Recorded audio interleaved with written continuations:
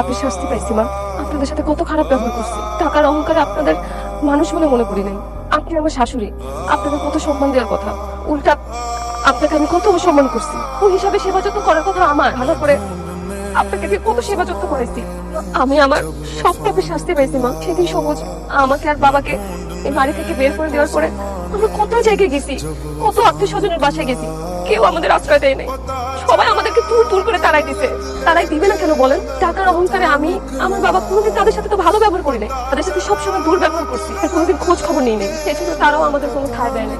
বাধ্য হয়ে আমি, আমার বাবা রাস্তায় ঘুরছি। তুমি একদিন আমাকে বলছিলে না খিদার জ্বালা একদিন আমি রাস্তায় রাস্তায় ঘুরবো, কিন্তু খাবার পাবো না। আমার সাথে এটাই হয়েছে।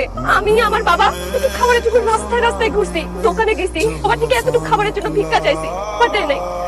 ধাক্কা দিয়ে আমাদেরকে বের করে দিতে। এত কিছু হওয়ার পরও না আমার খুব জানতে ইচ্ছা করছে, তুমি কেন আমাকে আর বাবাকে তোমার বাড়িতে নিয়ে আসলে?